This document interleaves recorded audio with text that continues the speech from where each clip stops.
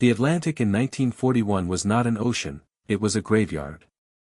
Convoys vanished without a trace, their last messages cut short by static or swallowed by the hiss of salt water. The waves glittered like broken glass beneath a sky that never cleared, and somewhere below, in the blackness where sunlight had never lived, the hunters listened. The German U-boat commanders called it Die Glückliche Zeit, the happy time. They spoke the words with the calm of men who knew the ocean itself was on their side. From Brest to Bergen, from the Bay of Biscay to the Norwegian fjords, the wolf packs waited, diesel fumes and sweat thick inside their steel coffins. In London, every morning began the same way, new loss reports stacked on desks at the Admiralty, ships crossed off charts with dull red pencils. Merchantmen, tankers, troop carriers.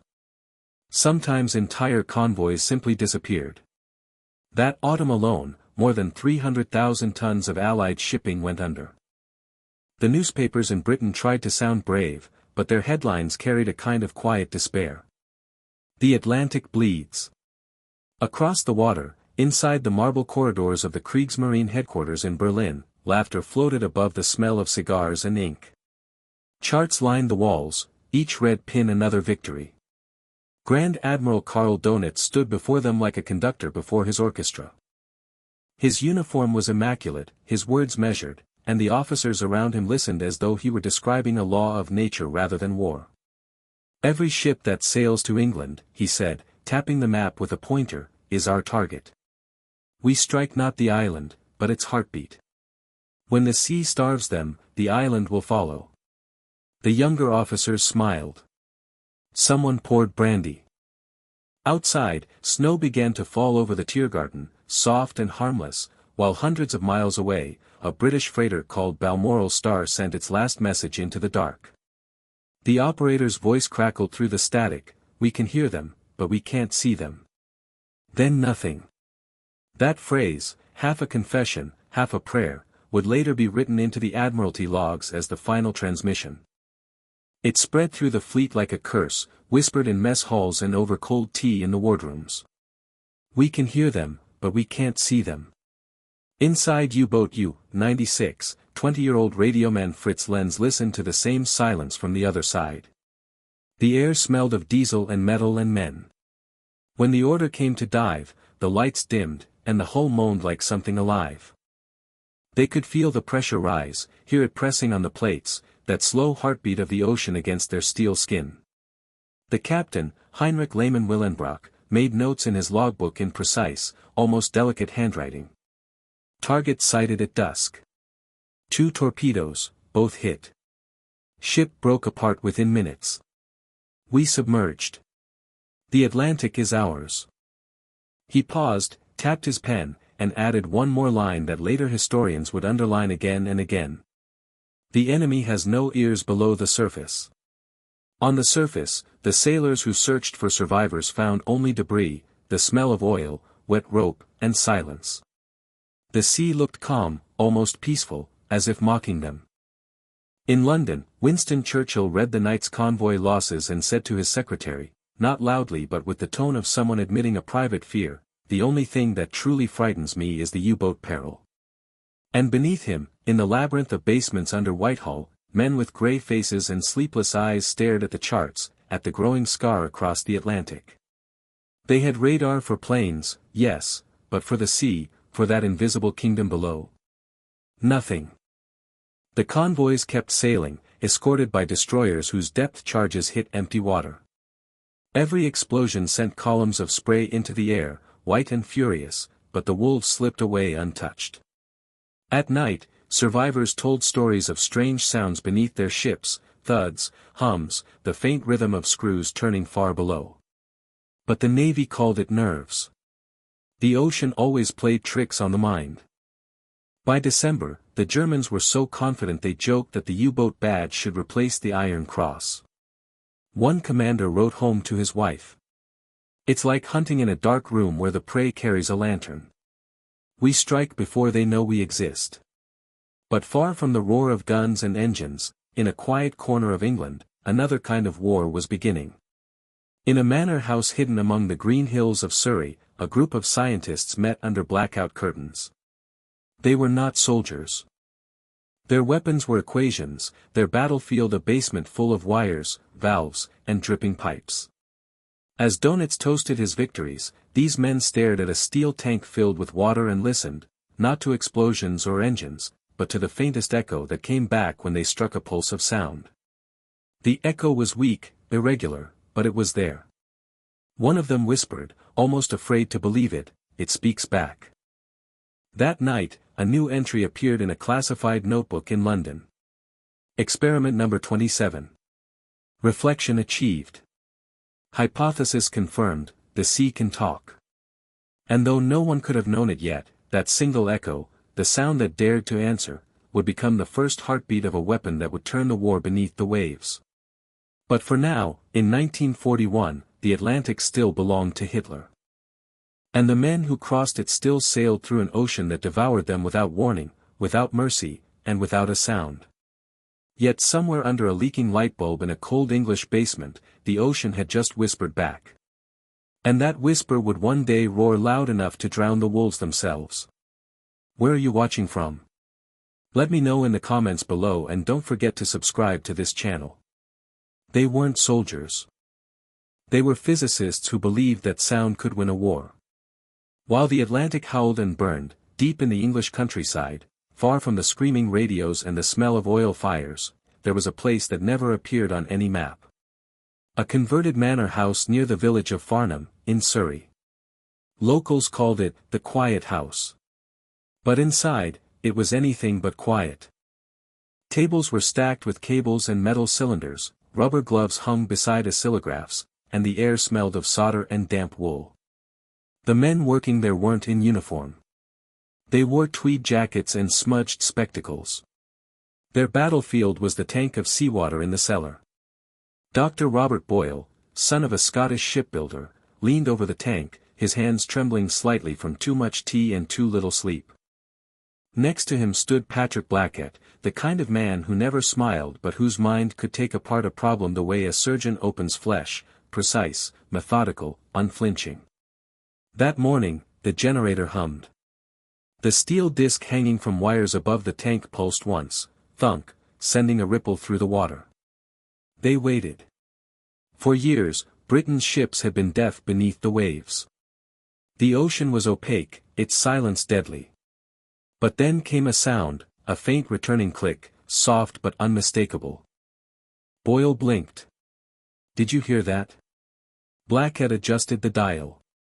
The click repeated, clearer this time. It wasn't the random hiss of interference. It was a response. Boyle smiled for the first time in weeks. "It speaks back," he whispered.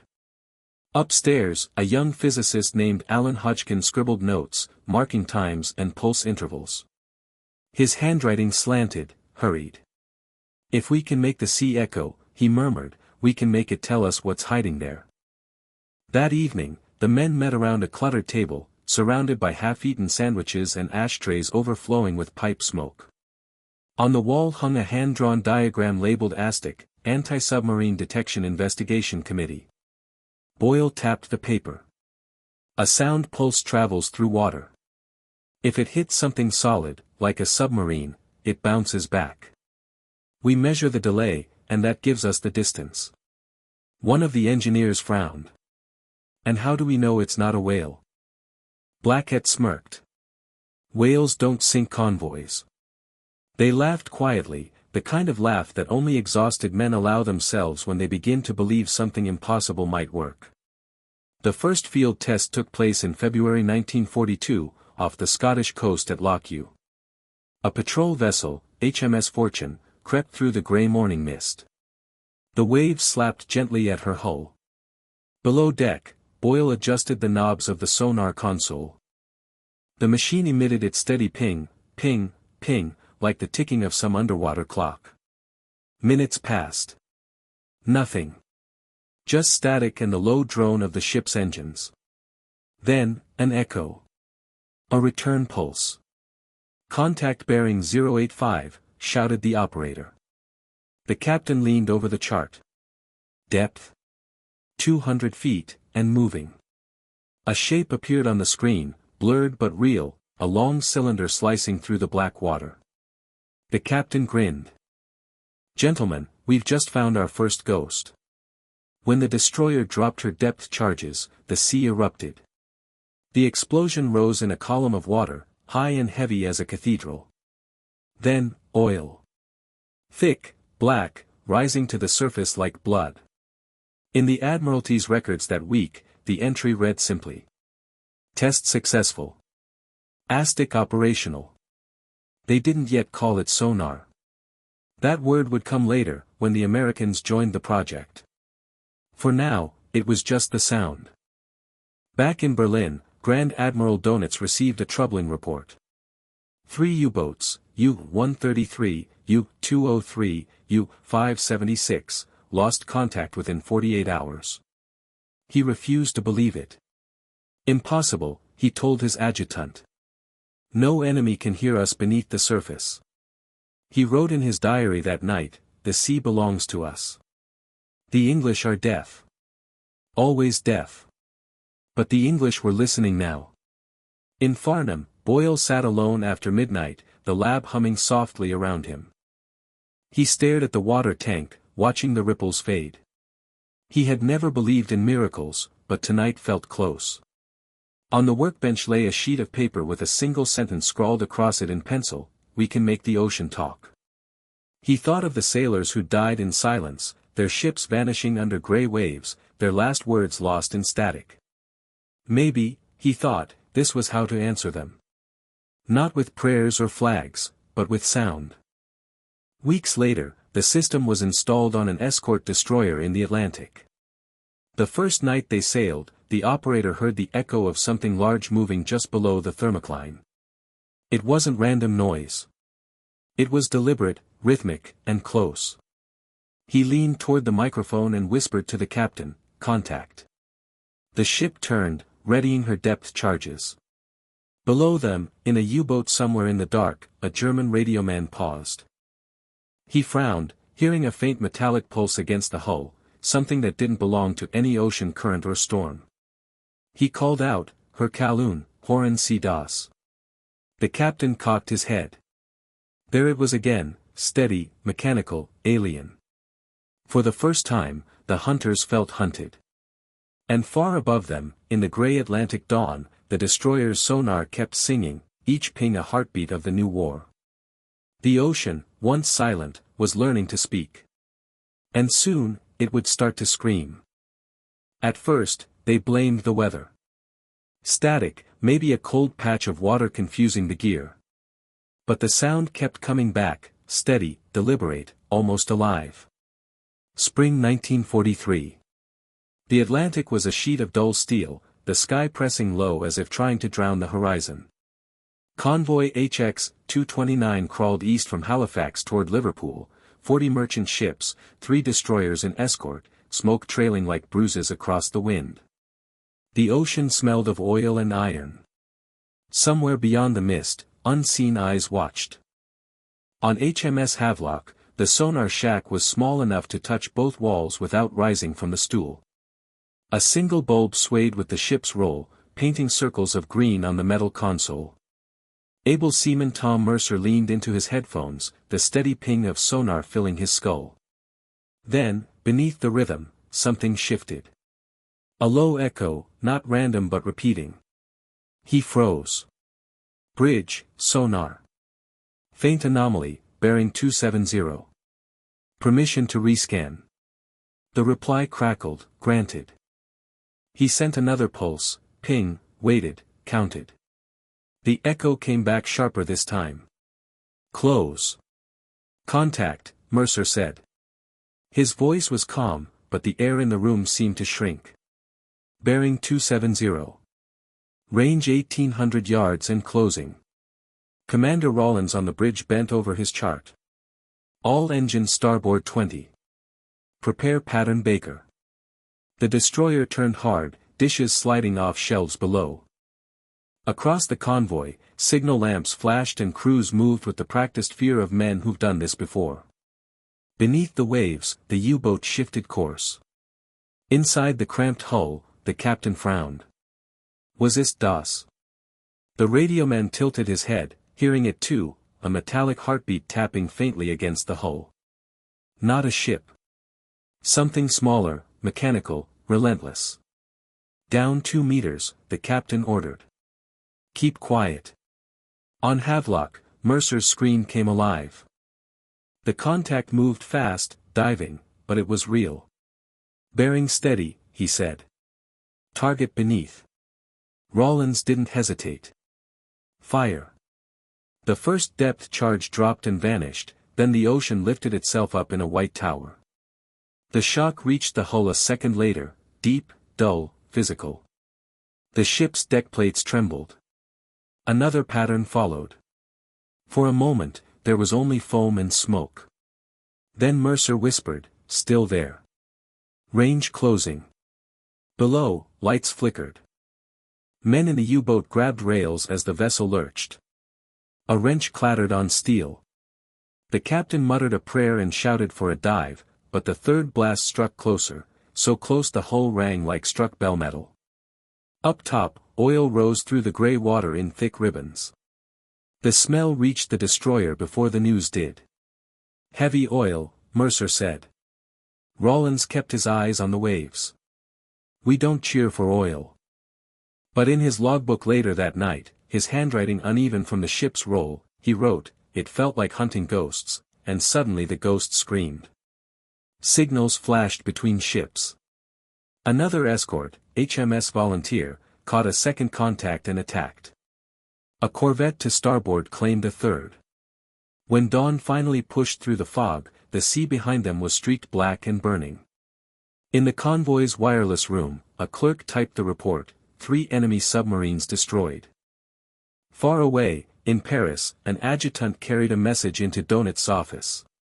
The admiral read it slowly. Impossible, he said quietly.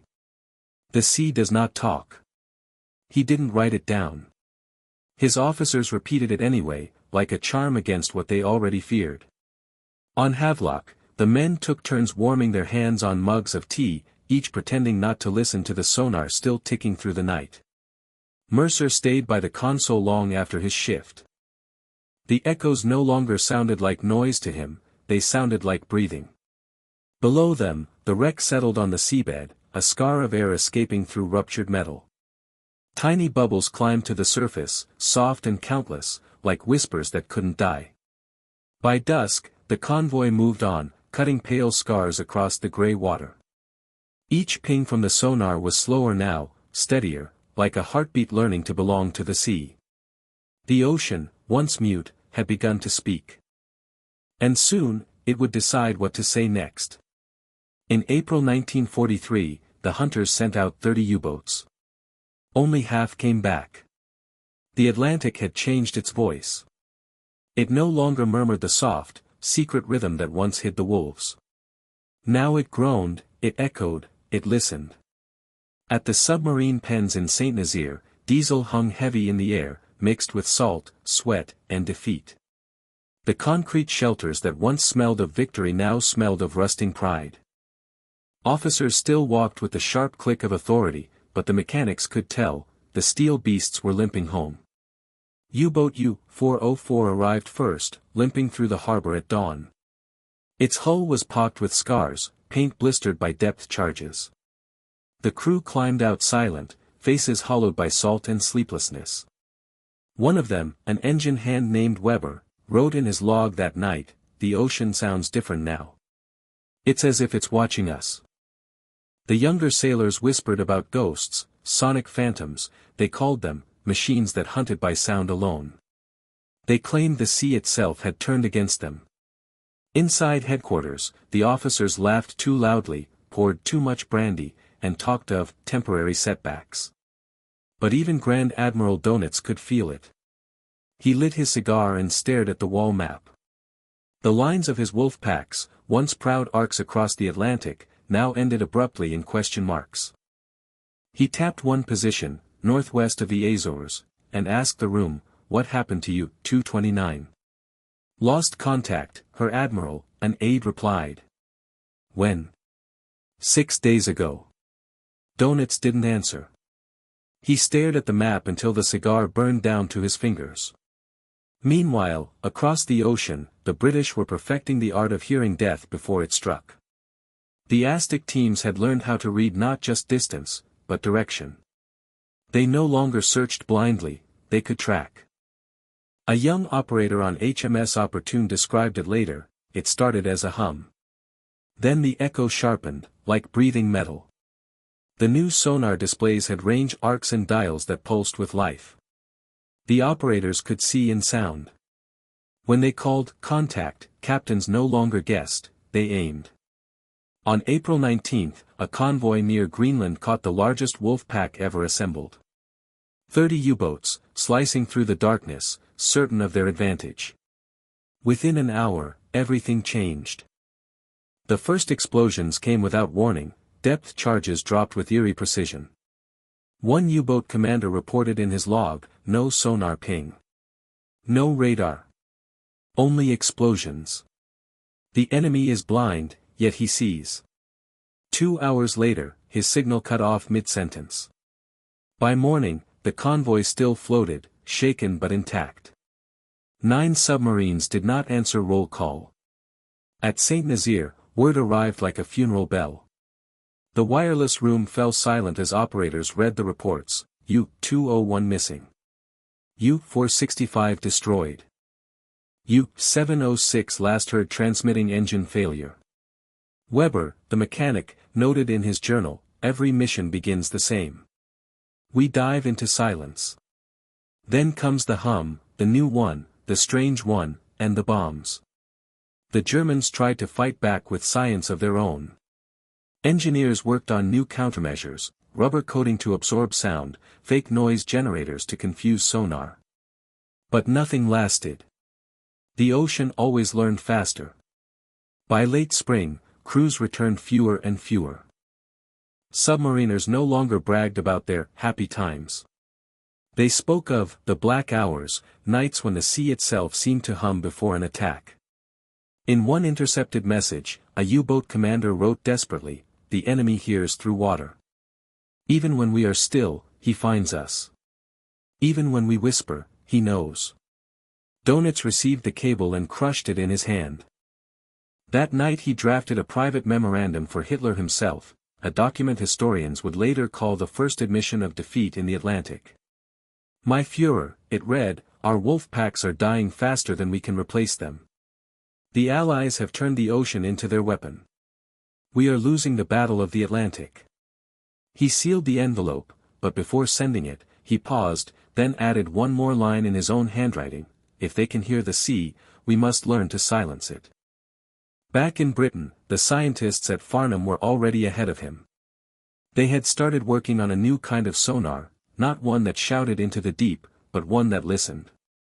A system that could hear even what didn't echo back, the hum of an engine, the slow churn of a propeller miles away. Late one night, in the lab at Loch Carron, an engineer adjusted a coil and froze. Through the speaker came a faint, rhythmic vibration. Not a reflection. A presence. He turned to his partner. "That's not a return signal." "What is it, then?" "A ship," he said softly. "A submarine. We're hearing its propeller." Outside, waves licked the shore in darkness. Somewhere far out in that black water, another U-boat crept beneath the surface, unaware it was already being followed by sound. The wolves had begun to vanish. And the ocean, once their home, was learning to hunt them in silence. But in London, inside a lab that never slept, a new whisper was being born, one that could hear even the quietest motion beneath the waves, the heartbeat of a dying empire. It wasn't an echo this time. It was a heartbeat. Loch Carron, west coast of Scotland, late 1943. Night pressed low over the water, a black sheet stitched with sleet. In a wooden hut that smelled of wet rope and hot dust, 2 men leaned over a new machine, no pulsing transmitter, no outward ping, just headphones, coils, and a needle that trembled if the sea so much as breathed. Passive sonar. Listening instead of shouting. "Power steady," said the senior engineer, Boyle, rubbing his temples. "Filter at 40 cycles." Kill the generator hum. The younger operator, a radio man drafted from the merchant service, settled the earpads until the world narrowed to hiss and distant water.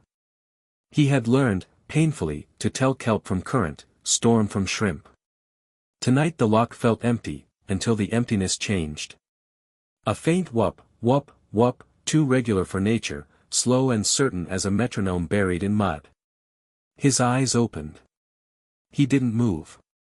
He only lifted one finger. Boyle leaned in. On the paper trace, the line quivered with a small, stubborn rhythm. Not a reflection, not their own machinery, but the low churn of steel slicing water miles away. An engine. A propeller. He's there, the operator whispered, almost reverent. He doesn't even know we're listening. Boyle's reply was iron. Then let's end it quietly. They triangulated with a second hydrophone moored farther down the lock. Bearings crossed on a grease pencil chart.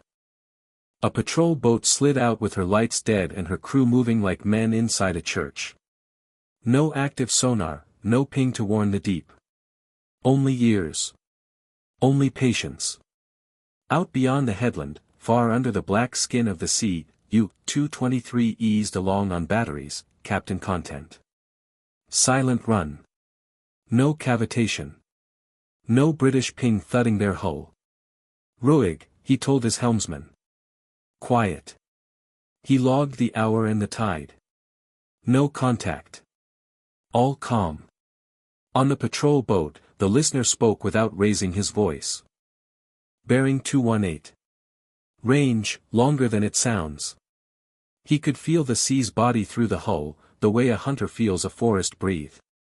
The coxswain altered course by degrees. Men primed depth charges, their hands moving by memory. The prop beat grew clearer, not echo, but presence. 5 blades, slightly out of tune, one nicked edge, a signature as personal as handwriting. The operator closed his eyes and traced it in air. There. He tapped the chart. That's him. Charges slipped into the wake like dark fruit. The sea took them and, a breath later, gave them back as force. The first blast hit soft and wrong, too high. The second found metal. The third punched the ocean's lung. A column rose, heavy as stone. On U-223, the world became pressure and lightless noise. Care, the captain shouted, turn. But the wheel answered as if through syrup. He wrote his final line in a hand that stayed neat even when the deck didn't, no sonar. No warning. Only pressure. Only death. Back at Loch Carron, the needle's rhythm stuttered, blurred, and flattened into a smear. Oil rose where the dark had been unmarked minutes before. A gust took the smell ashore, burnt copper and something like pennies on the tongue. Boyle didn't smile. Log it, he said. The operator nodded, but his hands were shaking. The Admiralty report for the week was spare, experimental listening apparatus successfully guided interception, subject destroyed without active transmissions. A more human note, penciled in the margin by a clerk who had a brother on a tanker, read, the ocean itself became our ally. Word drifted through escort fleets quicker than orders. Men who had trusted only the loud reassurance of ping began to believe in silence. They learned to switch off and wait, to hear engines through the bones of their ships.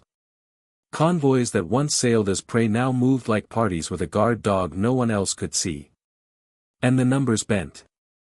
Through late 1943 and into 1944, patrol logs filled with entries that sounded like cold verdicts, no warning. No counter-signal. Target located by prop signature. In back rooms, analysts circled a truth too stark for slogans. After 1943, the Atlantic stopped forgiving U-boats. Most that went out did not come back. In St. Nazaire, a machinist ran a finger along the jagged edge of a damaged prop taken from a survivor. They hear this, he muttered, half to himself, as if speaking too loudly might carry the sound inland. They hear us. Grand Admiral Donitz read the new loss tables in a room where the windows stayed shut. He could feel the dread settling over his arm like a heavy coat, familiar now. The reports used to say depth charge damage after sonar contact. Now they said no sonar detected. The British were hunting without light and still not missing. He wrote to his staff, "We face a new method, passive detection. Defensive tactics must change." A younger officer, reckless with theory, scribbled back, "If sound betrays us, we must make none.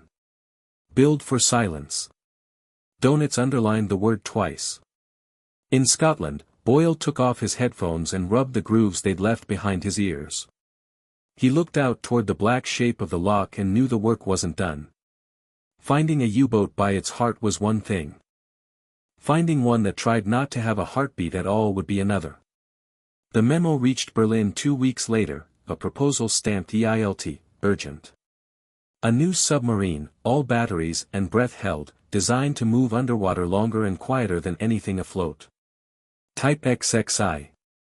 The silent one. Engineers in Kiel pinned blueprints to walls while the roof shook with distant raids. "If they can hear us," a naval officer told a designer, "we'll stop breathing." He didn't know that, in a hut by a Scottish loch, a listener was already learning to hear even a whisper. The wolves had lost their growl. Now they would try to lose their pulse. If sound betrayed them, then silence would save them. That was the plan. Kiel, late 1944. The shipyards worked under blackouts, the air thick with smoke and fear. Sparks fell into puddles that steamed like dying breath. Engineers hunched over blueprints of a new kind of submarine, sleek, silent, electric. Type XXI. The wonder weapon that would bring the ocean back under German command. Every inch of her was designed not to speak. Motors sheathed in rubber. Valves polished to a whisper. Even the men were trained to move softer, to breathe slower. The order was absolute, silent run, always. "If they can hear us," an officer told the chief engineer, "then we'll stop breathing." But the war was collapsing faster than the hulls could be built. Allied bombers turned shipyards into skeletons. Shortages gnawed at every plan, no copper, no good steel, no time. Still, Donitz toured the pens, eyes fever bright. "The ocean will be blind again," he promised. But even his words echoed too loud. Across the North Sea, the British already knew. Enigma's secrets were open, and the listeners at Loch Carron had new toys, hydrophones that could catch the faintest hum of an electric motor. No ping, no reflection. Just patience and ears sharper than fear. One rainy evening, a sloop drifted silently in the North Atlantic. The crew sat in near darkness, every man listening. Then, there it was. A faint pulse under the waves. Not diesel. Too smooth, too clean. "There," said the operator. A whisper. "That's him." The captain nodded once. Depth charges slipped quietly into the sea. The first exploded too high, the second too deep. The third found metal. The sea rose, folded, and fell. Far below, the new submarine died without ever making a sound. The report the next morning was simple: target destroyed. No active transmissions. In London, the Admiralty wrote, "The ocean itself has become our ally." In Kiel, no one smiled anymore. The pens were half empty, the rest filled with ghosts. Only 2 Type XXI submarines ever reached open water. One struck a mine within days. The other, U-2511, sailed on April 30, 1945, the same night Hitler killed himself. It submerged, unseen, untouched, and when it surfaced again, the war was over. Even the miracle had arrived too late. In his last report, Donitz admitted what he had never said aloud: "Our boats are perfect, but the men are gone." He closed the file and sat in the smoke, listening to the hum of generators, the only sound still loyal to him. The Allies would later study the Type XXI and build their future fleets from its bones. The shape of modern submarines, even decades later, would still carry the ghost of that silent dream. But in 1944, it was only tragedy disguised as progress. A machinist in the ruins of the yard traced his hand along a polished valve and whispered, "We built silence." His friend, wiping soot from his face, replied softly, "And the ocean learned to talk." Neither man laughed. The next morning, they watched the last boat slide into the water, a gray shadow that vanished before it reached the horizon. No music, no salute. Just the hiss of air through a vent and the low, steady heartbeat of engines that no one would hear again. By the start of 1945, the wolf packs were gone. The Atlantic, once full of teeth, was still. The hunters had become ghosts.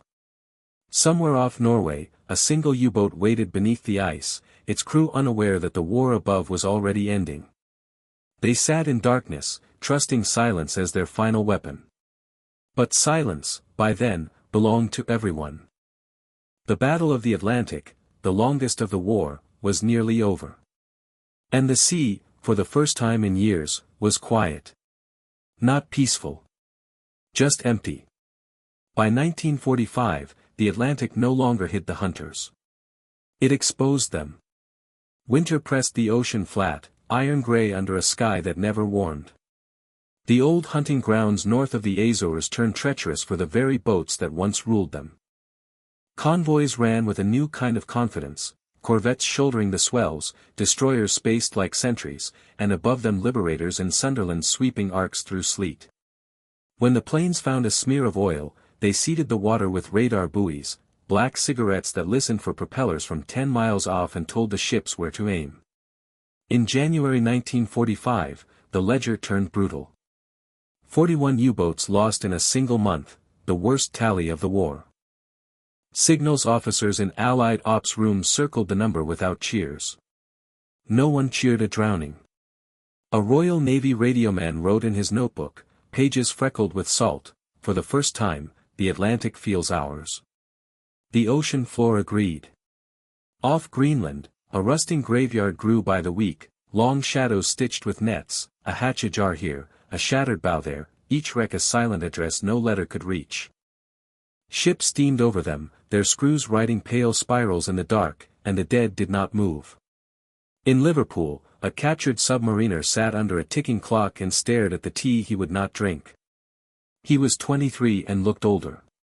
When the interpreter asked what had gone wrong, he rubbed his thumb and forefinger together as if feeling the grain of something slippery. When the sound came, he said, searching for the English, "We knew it was over. The ocean betrayed us." He looked at the table, ashamed of the word ocean, and said nothing else. At the pens in Wilhelmshaven and Bergen, officers still spoke in clean verbs, deploy, engage, withdraw, but the mechanics read truth on steel.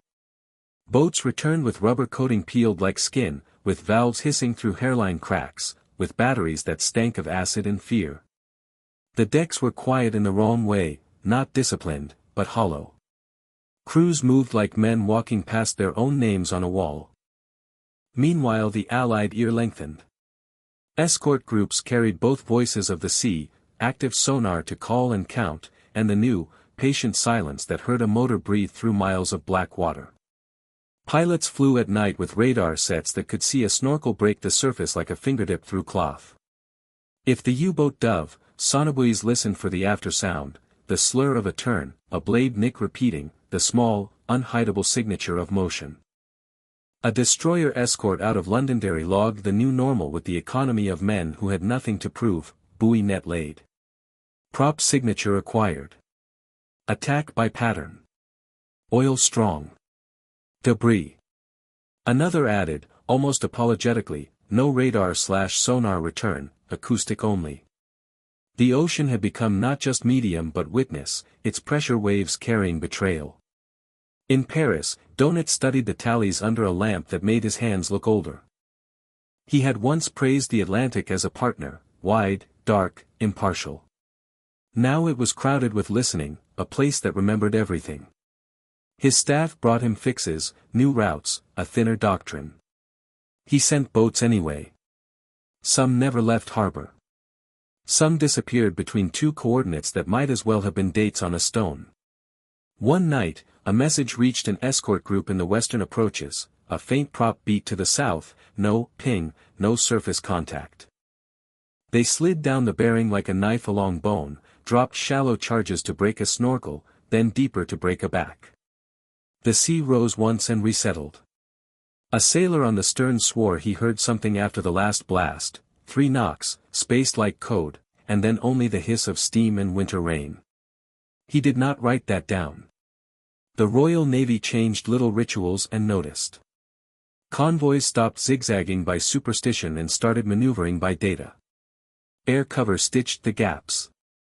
In wardrooms, men took tea while a rating monitored a speaker that sounded like nothing until, all at once, it sounded like fate.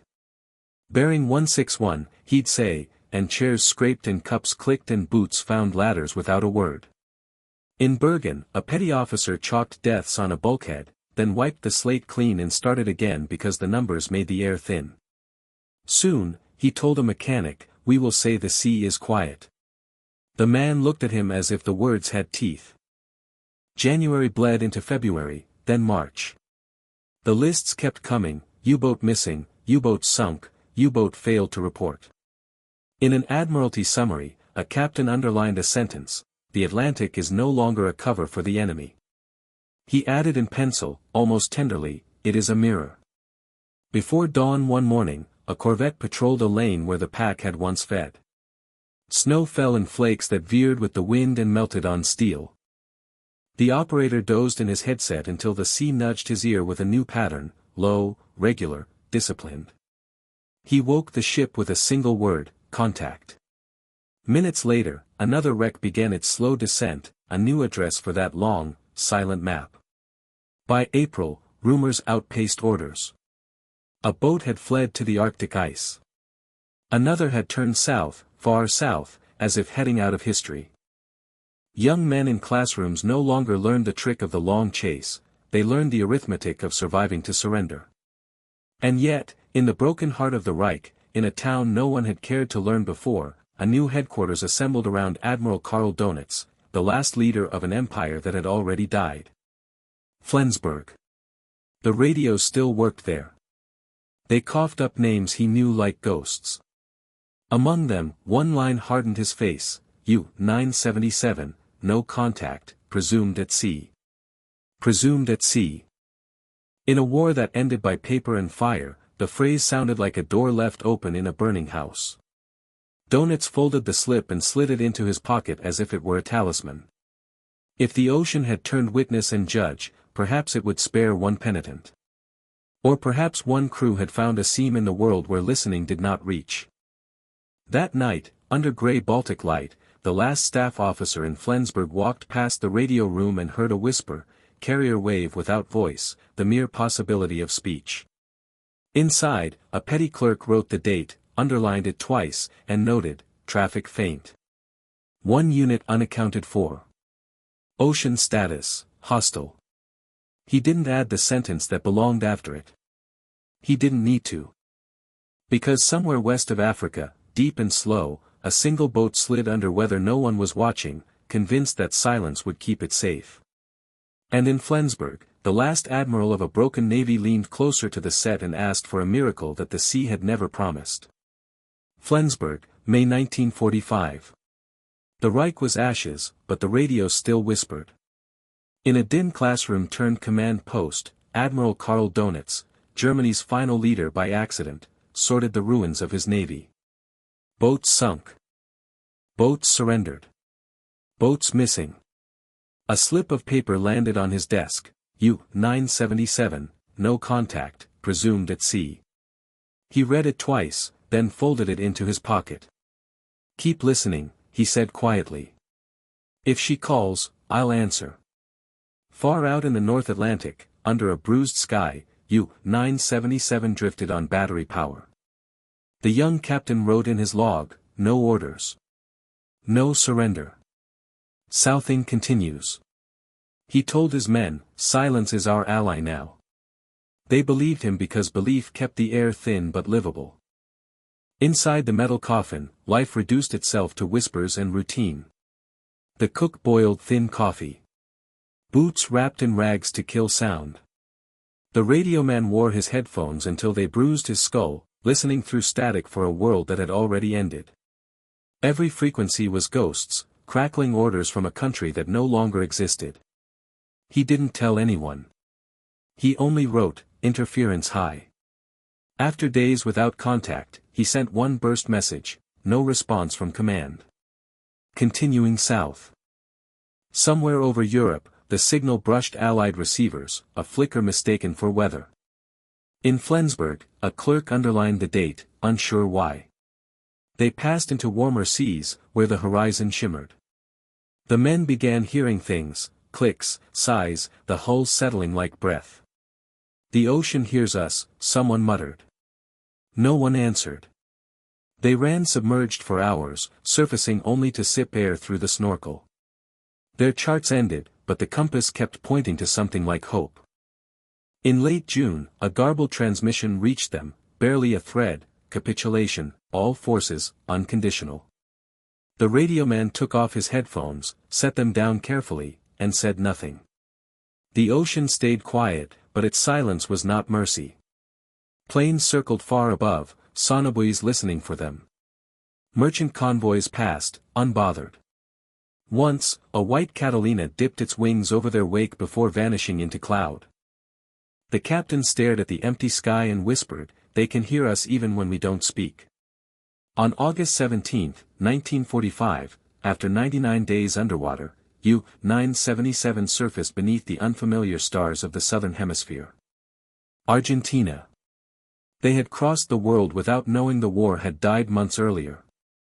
When they reached Mar del Plata, the sailors emerged blinking into sunlight that smelled of kelp and surrender.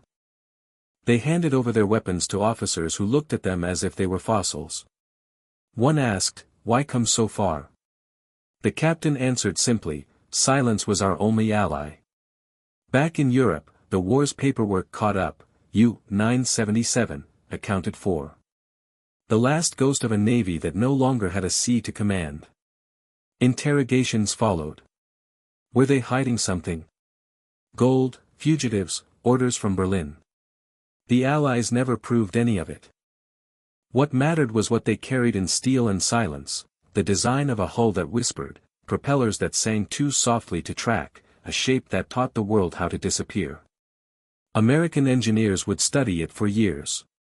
They'd say the Germans tried to make their boats invisible, and in doing so, taught everyone else how to listen better.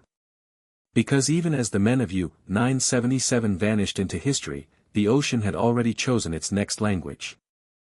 It was no longer the voice of war, but the grammar of a future built on sound. From one submarine that mistook silence for salvation, the world learned how to hear forever. The war ended. But the sound never stopped. Washington Navy Yard, 1946. The air smelled of oil, ink, and curiosity. In a warehouse lined with crates stamped Kriegsmarine property, American engineers unpacked what was left of Germany's underwater empire: broken turbines, batteries, fragments of sonar screens, the twisted hull of a Type XXI submarine. Each piece was tagged, sketched, and studied like a fossil from a vanished species. They tried to become invisible, one engineer murmured, tracing a finger along the smooth, rubber-coated steel. "We'll try to make the sea itself see." In those post-war months, the laboratories hummed day and night.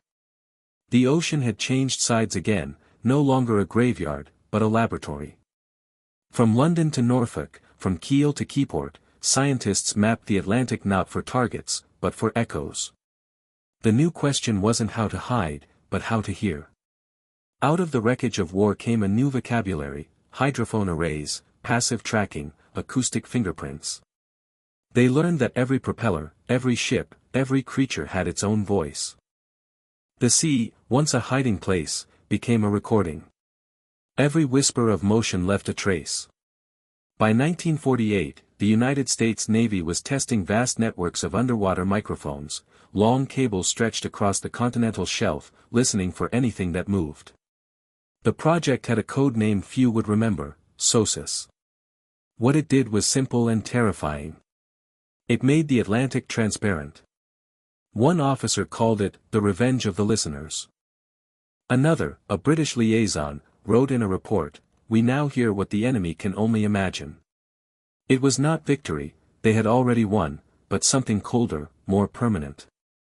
The ocean that had buried so many now became an ally of vigilance.